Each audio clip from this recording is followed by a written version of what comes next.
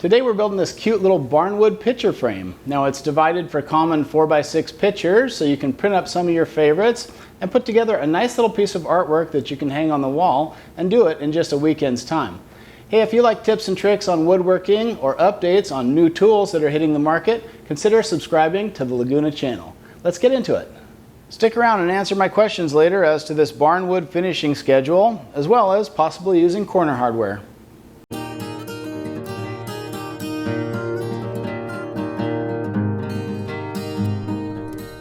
So we're using rough sawn Doug fir for this project, and it gives it a little bit of character if you just skip plane it, and you can leave as much or as little character as you'd like for this wood, but you do need to start with a freshly jointed edge. Then head over the table saw and rip strips to width for this picture frame, and then you'll need a good miter gauge set to exactly 45 degrees. Cut a couple boards and then confirm that your angle is dead on with a good square. Once you know you're going to come out with a good corner joint, go ahead and set a stop block on your miter gauge and use that for repeated cuts. You know you'll get 4 pieces that are exactly the same length. Even for this short miter cut, it's okay to leave the riving knife on the table saw. Makes nice crisp cuts with a 40 to 50 tooth combination blade. And then switch over to a dado blade and make a sample cut with a 1/2 inch dado blade. We'll use that a little bit later in the project. And then with the same dado blade on the table saw, use a sacrificial fence and go ahead and cut a little rabbet on the inside of each piece. This will give you a recess for the glass and the artwork when the frame is complete. And then chop out 1/4 inch mortises with your best method in the shop. Basically, you need 1 mortise for the top and bottom board, and then a pair of mortises for the left and right. And then we'll plane strips down to a 1/2 inch square, and the idea here is we'll use that sample dado cut that we made, and we'll use that as a gauge. Once these strips fit neatly in that sample cut, you know you have the perfect size, and the rest of the joinery and the half laps of the grid work will come together in a snap. And then use the same dado setup to cut a little notch on both ends of each strip. The blade depth is a 1/4 inch here.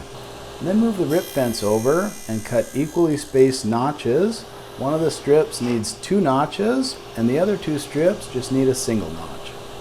In no time you'll be able to test fit these strips together and see how the half laps fit. Basically they just slide together and the parts are flush once they're assembled. Then the next step is to glue up the mitered frame without the central divider. It's easier to do this in stages. Once the frame comes out of clamps, you can go ahead and add the gridwork subassembly and glue that into place as well. It drops down in and forms that rabbet automatically, and you never had to break out the router. And here's where I want your feedback about this finishing schedule. Do you guys prefer this aged barnwood look on the Douglas fir, or do you like the look of the raw wood by itself? Do leave me a note in the comment section. I'd be interested to see which is the more popular choice here.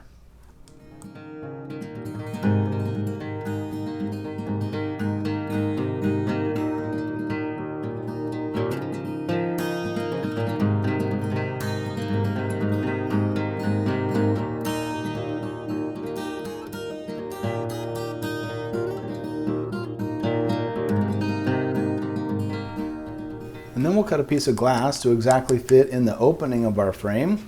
If you have a carbide cutting wheel on your glass cutter and use a little bit of cutting oil lubricant, these cuts are pretty easy to make. Once you have a firm scoring line established, go ahead and slide the pane over to the end of your table and make a clean break.